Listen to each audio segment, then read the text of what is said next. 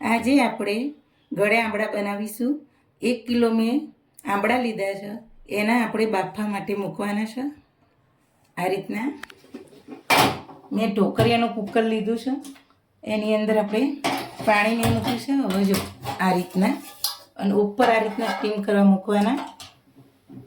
એટલે આ રીતના બધા આપણે ગોઠવી દઈએ.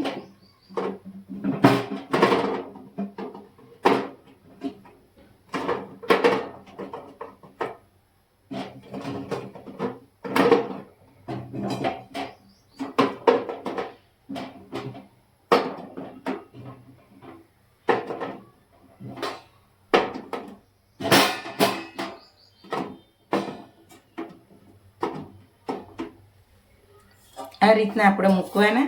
આને આપણે 15 મિનિટ સુધી થવા દઈએ. આ રીતના રાખી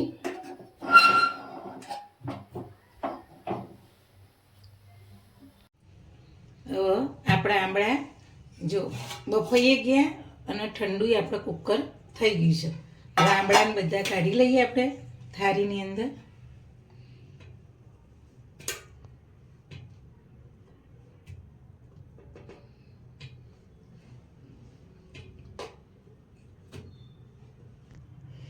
હવે આપણે આંબળાને આ રીતના હાથની મદદથી આ રીતના આપણે આંબળાના પીસ બધા જુદા કરી દઈશું. આ રીતના જો બધા આંબળાના આ રીતના પીસ આપણે સહેલાઈથી સરસ બફાઈ ગયા છે, સહેલાઈથી થઈ ગયા છે આપણા. જો સહેજ જ હાથ અડાડીએ એટલે સરસ પીસ થઈ જશે. જો આ રીતના પીસ બધા આપણે પાડી દઈશું.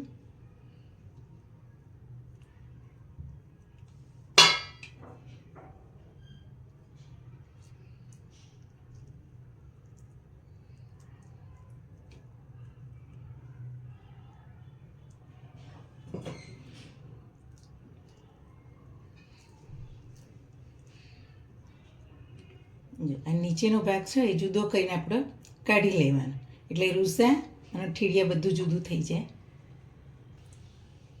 આપણે બધા આંબળાના પીસ આ રીતના પાડી દીધા, જો ખુલ્લા કરી દીધા. હવે આપણે ખાંડની અંદર ભેરવવાના છે. 600 ગ્રામ જેવી ખાંડ લીધી. તમારે મીઠા વધારે જોઈતા હોય તો 800 ગ્રામ લેવાની, અને માપના જોઈતા હોય તો 600 ગ્રામ લેવાની. હવે એની અંદર આપણે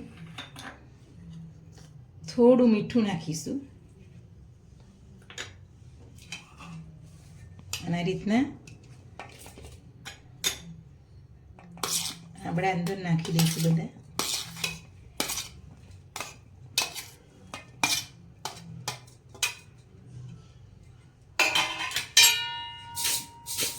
આ રીતના ઊંચું નીચું કરી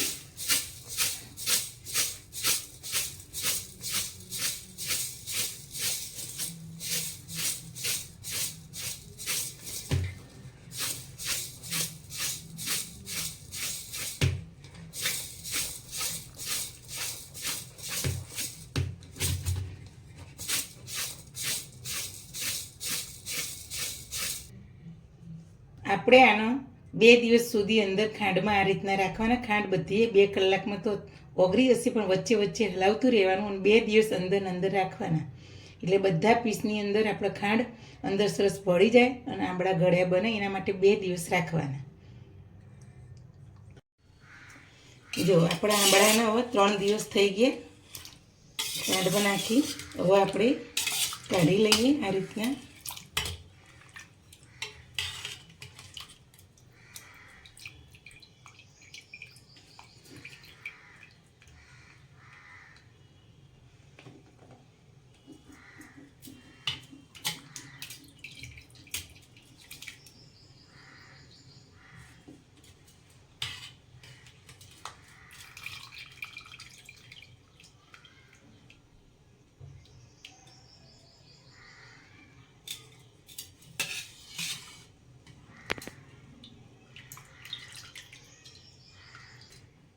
જો આપણે બધા કાઢી લીધા.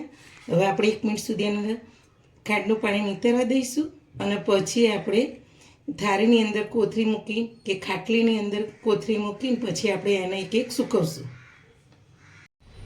હવે જો આપણે ખાંડનું પાણી બધું આ રીતના વધારાનું નીકળી ગયું. જો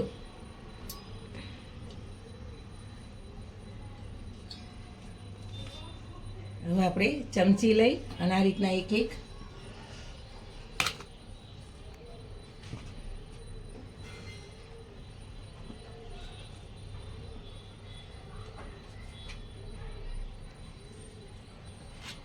આ રીતના બધા આપણે મીણિયાની અંદર પોરા કરી દઈશું.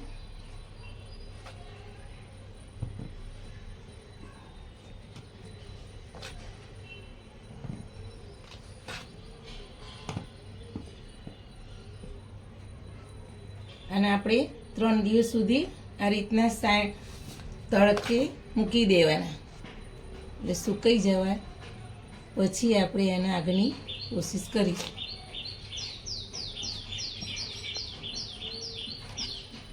જો આ રીતના આપણે બધા અલગ અલગ છૂટા છૂટા પોરા કરી દીધા. હવે આને 2 દિવસ સુધી આપણે સુકાવા દઈશું.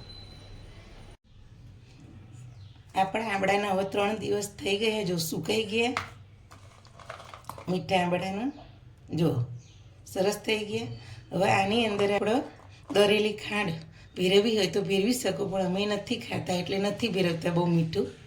એટલે તમને જો ભાવતા હોય અને બારના જેવા બનાવવા હોય તો દરેલી ખાંડ અંદર 3-4 ચમચી ભેરવી અને પછી એરટાઈટ ડબ્બામાં ભરી દેવાના. જો સરસ થઈ ગયા 3 દિવસમાં. તો મારી અવારનવાર નવી નવી વાનગી જોવા માટે મારી ચેનલને શેર કરજો, સબસ્ક્રાઈબ કરજો અને લાઈક કરજો.